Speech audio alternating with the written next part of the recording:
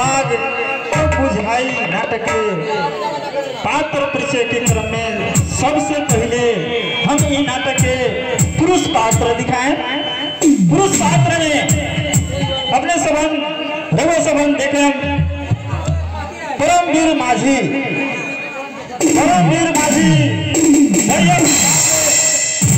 दरियापुर गांव के माझी परिवार के नवयुवक बालन यानी ये नाटक के नायक परमवीर माझी जिनकर रोल परफॉर्मेंस करे खातिर उपस्थित हो रहा बा मिस्टर मुकेश कुशवाहा जी।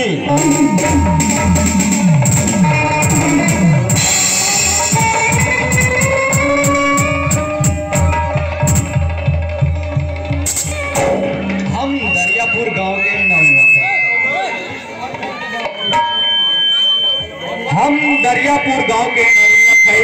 इस समाज के सेवा कई हा हमार काम। परमवीर माझी हा हमार नाम। 10 अंगली जोड़ के यहाँ उपस्थित सब दर्शक लोग के करत बानी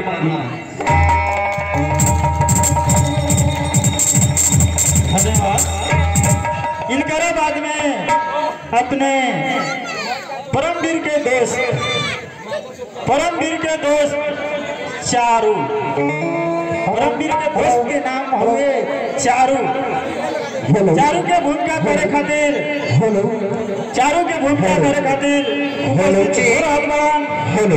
मिस्टर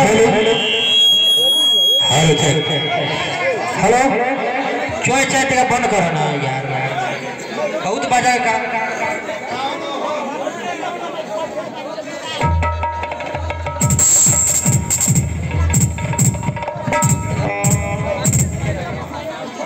हेलो चारू के भूमिका करे खातिर उपस्थित हो रहा बा मिस्टर नीतीश कुमार कुशवाहा जी।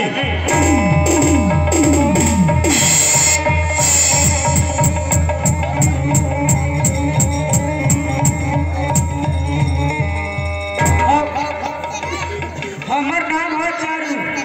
हम परमवीर के दोस्त खातिर जान दे भी सकता नहीं, जान ले भी सकता नहीं। यहाँ उपस्थित सब दोस्तों को प्रणाम। यही क्रम में परमवीर के दूसरा दोस्त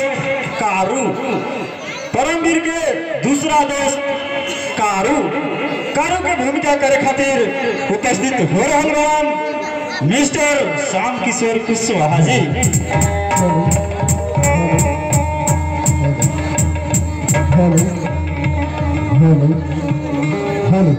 हम जान के थारू, हमार नाम आकारू, हम काम करेला फारू, सब पे उके प्रणाम। धन्यवाद। यही क्रम में पठानपुर गांव के एक साधारण किसान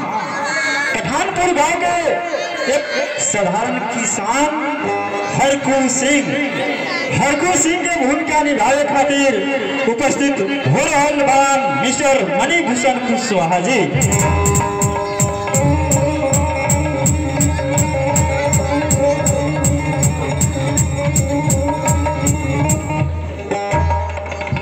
हम पठानपुर गांव के एक साधारण किसान है। हम खेती बाड़ी करीला और अपन परिवार चलाइला। सब केहू के नमस्कार। जय जवान जय किसान। धन्यवाद। यही क्रम में जिला जोन के एसपी रावत भारद्वाज इनकाउंटर के भूमिका करे खातिर उपस्थित हो रहा बा मिस्टर मंजेश शर्मा जी।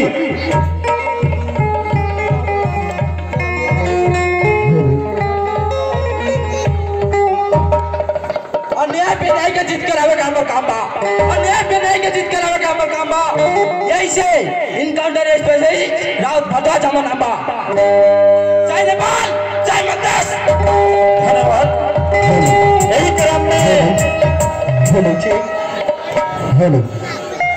यही क्रम में बिलाव नगर एरिया के जमींदार पास समानती ताकत रहेगा। बिस्मिल खान उर्फ रहमान खान के भूमिका करे खातिर उपस्थित हो रहल बान मिस्टर अरुण प्रसाद कुशवाहा जी।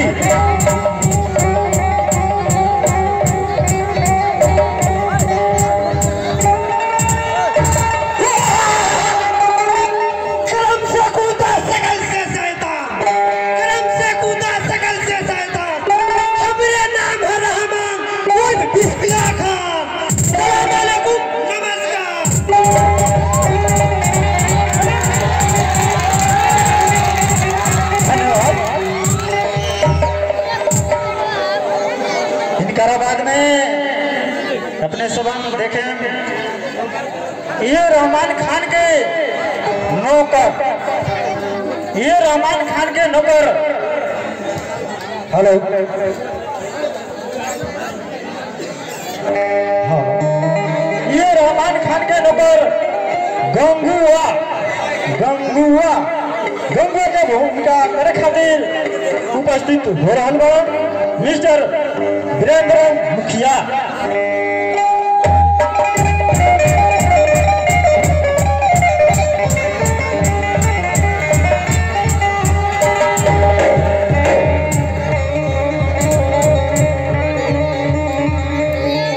हमरे नाम है गंगुआ गंगा पार के।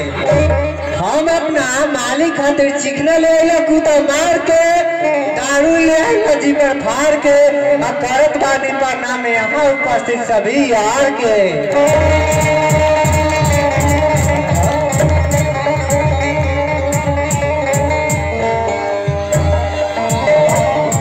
हेलो धन्यवाद। यही क्रम में हेलो ये नाटक शेराव दयाल सोरेन जो की केंद्र सरकार के मंत्री और एरिया के नेता बाड़न, शेराव दयाल सोरेन के भूमिका करे खातिर उपस्थित हो रहल बाड़न मिस्टर अभिमन्यु शर्मा।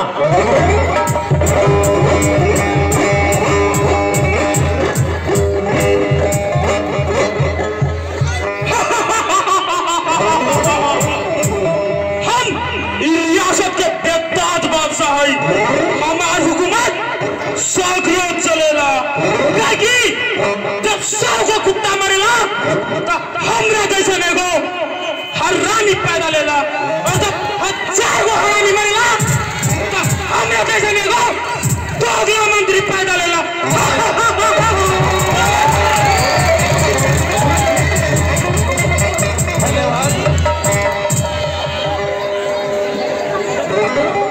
बाद में अपने संबंध देखें, ये शेराव दयाल सोरेन के अंगरक्षक शेराव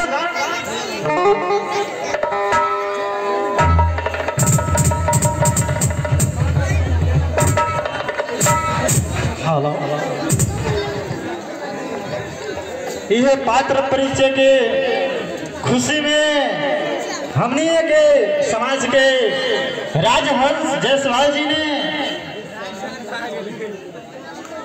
अभिमन्यु जी के सिर पर खुश होकर 110 रुपया से पुरस्कृत किए हैं। उनको ढेर सारी धन्यवाद।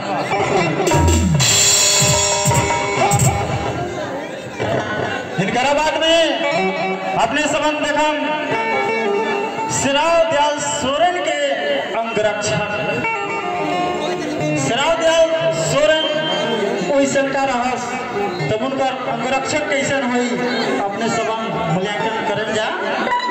शेराव दयाल सोरेन के अंगरक्षक यानी बॉडीगार्ड हेलो बाकन टाइगर, उनकर नाम बा बाकन टाइगर के भूमिका करे खातिर रवे सभी के बीच में आए हम मिस्टर मोहन परदेसी।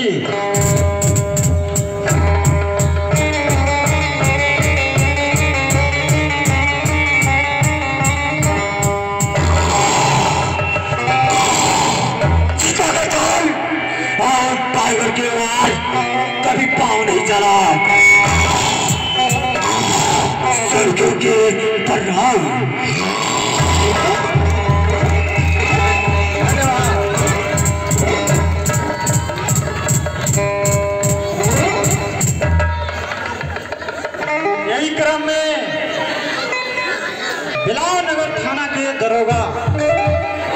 बिलाव नगर थाना के दरोगा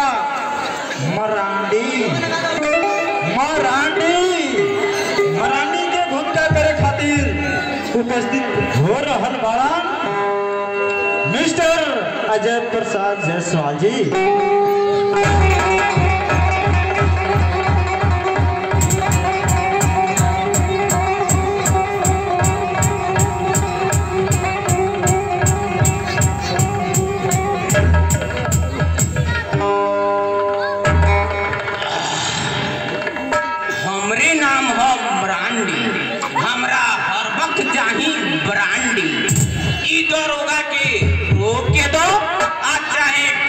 के दो मगर कुछ दो जरूर।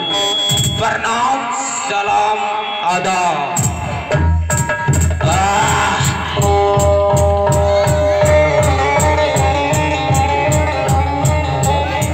धन्यवाद। यही क्रम में थाना के सिपाही नंबर 1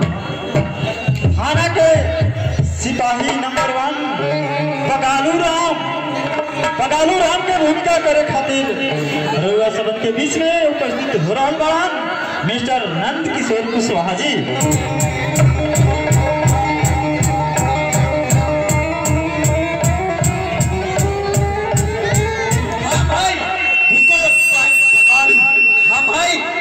सिपाही बगालू एने ओने से घूस लल बा हमर काम सब के करत पानी सैल्यूट मार के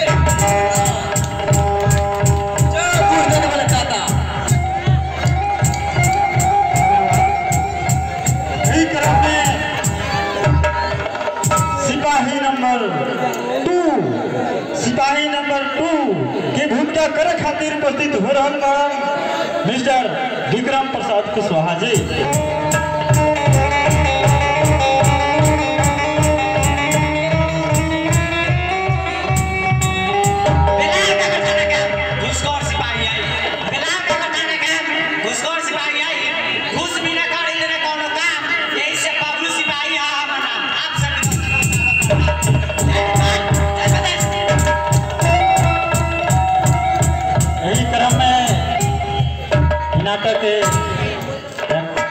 पुलिस जिनकर रोल परफॉर्मेंस करे खातिर उपस्थित हो रहल बाड़न मिस्टर मनदीप कुशवाहा जी।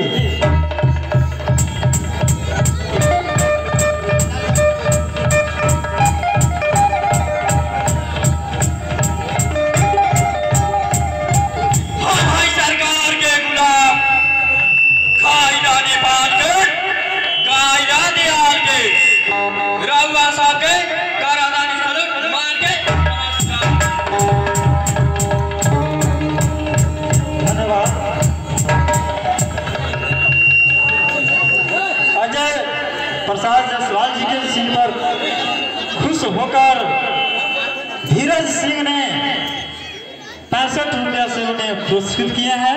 उनको ढेर सारी धन्यवाद। इसके बाद में अपने सवन के बीच एक सहायक पुलिस उपस्थित भैया उनका रोल परफॉर्मेंस करे खातिर उपस्थित हो रहा दीपक कुशवाहा जी।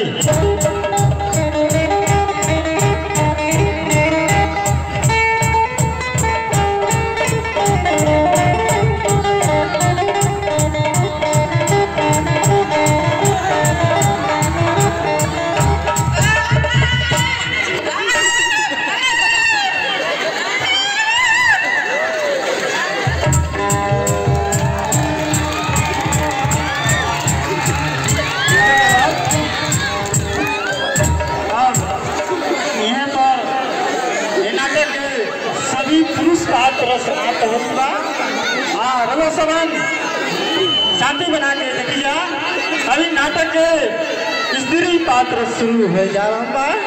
स्त्री पात्र के क्रम में सबसे पहले ये नाटक के नायिका यानी हरकुल सिंह के बेटी आसिन के भूमिका करे खातिर उपस्थित हो रहा बा मिस्टर रितेश कुमार दास जी।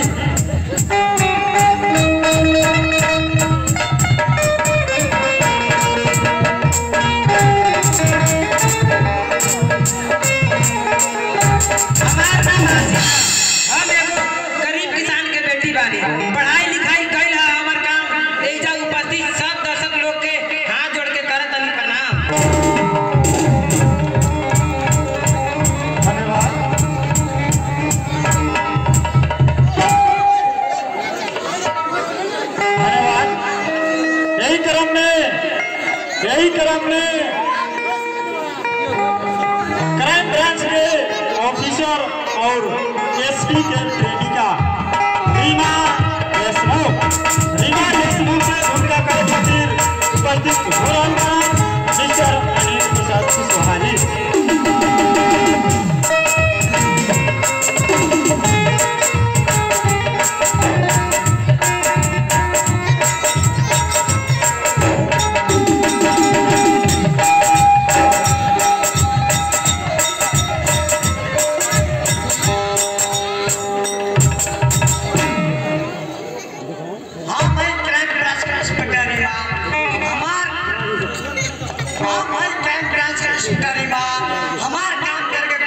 अलग तरीके बा, कभी चाय वाले बनेला, कभी कुली बनेला, कभी पत्रकार भी बनेला। हमार काम करेला, रंग बदल बदल के हमार मिशन पूरा करेला।